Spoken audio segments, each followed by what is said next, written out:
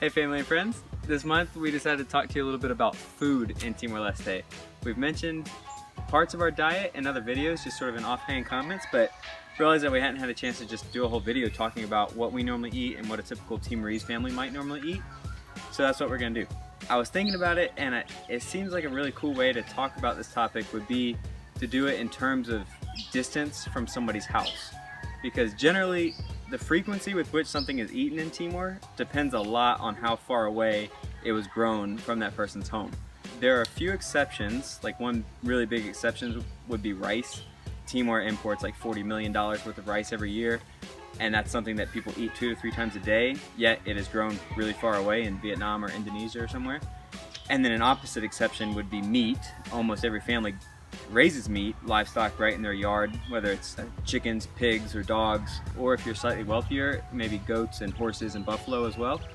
But meat is often reserved only for the weddings or funerals or holidays, so not eaten very, very commonly.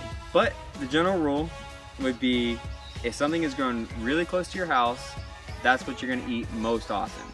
So let's start with the first, let's say like this first ring is within 100 yards of your house, really, really close. These are things that you're growing yourself. These are things like potatoes, sweet potatoes, some type of pumpkin, taro root, cassava, bananas. These are things that almost every single family in Timor is growing, and is growing them almost year round. Things in this category are eaten pretty much every day. At least something from what those things I just mentioned is eaten almost every single day. So one thing I just will point out about those foods in that first category are that they're all starchy, stomach-filling, really hearty foods. Other things that are also grown in almost every Timorese family's yard, but not necessarily year-round, are corn and lots of different fruits. Our yard, for example, has 3 mango trees, 1 avocado tree, 4 or 5 coconut trees, 2 orange trees, a grapefruit tree, a jackfruit tree, and a kulu tree, all in our yard. But of course, those things are not available year-round. Things in this category are eaten with really high frequency, but only for a short period. So when the mangoes are all ripe, our neighbors are eating like 3 mangoes a day, but for 2 weeks until there's no more mangoes left. Another fruit which is in our yard that I didn't include in that list just now was our papaya. Papaya, we have at least 10 papaya trees in our yard, and I probably should have put them in the very first category where they're eaten almost every day. Some type of papaya is eaten almost every day, and that's not because they're always ripe, it's because every part of the papaya is eaten. Even when they're unripe, they'll still be picked and cooked in a way similar to a vegetable, or the leaves from the trees might be cut and cooked like a vegetable, or the flowers might be cut and cooked like a vegetable. And she thinks she's not in the frame, but she is.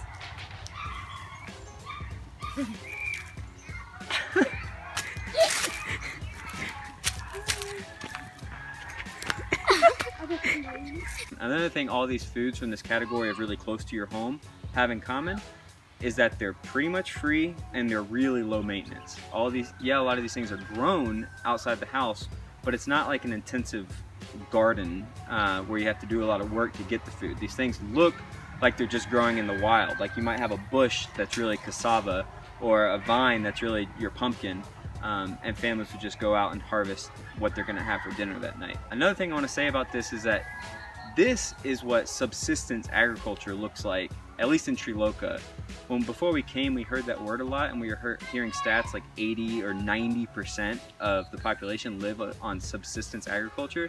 And I at least was picturing like a whole bunch of little homesteads where every single family had miniature farms growing everything that they needed to live on. But that's really not what it is. It's really subsistence. It's just growing enough of these starchy, stomach-filling foods to survive, basically. All right, so the next ring of distance from your house, we'll say that's like a mile, and a couple kilometers or a mile away from your house. Included in this category are things that are a little bit higher maintenance, like tomatoes, eggplants, and leafy greens, like mustard greens or bok choy or something like that.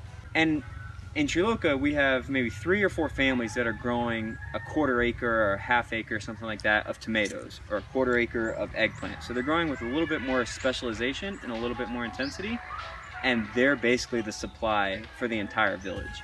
That's not enough supply for every single person to eat eggplant every single day, which is okay because people don't have enough disposable income to be buying eggplant every single day anyways. So things in this category, from like a mile away or less, might be eaten a couple times a week.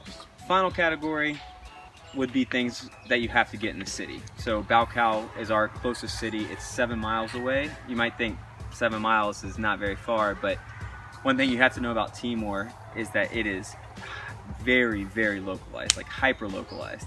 In the States, if you think about buying local, when I was working for the food bank, we would buy local produce, and really that just meant that it had to be, so we were in DC, as most of you probably know that already, but we were in DC. Local meant anything bought in Maryland or Delaware or Virginia or even Pennsylvania. Like this was a really big circle that we would call local.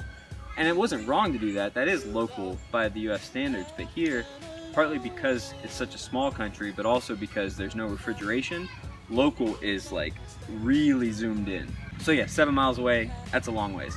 Things in the city that somebody would buy are like frozen chickens, which are imported from Brazil or Indonesia, frozen chicken sausages, milk, pastas, eggs, things like that. These are things that are eaten very rarely by a typical Timorese family. Becca and I eat them a little bit more often.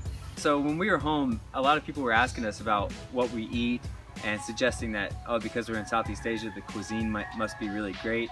hopefully this video gives you a little bit better idea of what we are eating each day, and not just us, but a typical Timorese family. It's really cool that we can talk about food and base it on how close it is to a home, because everything's based on raw produce for the most part. But hopefully you also see that oftentimes it is a diet that lacks a little bit of diversity.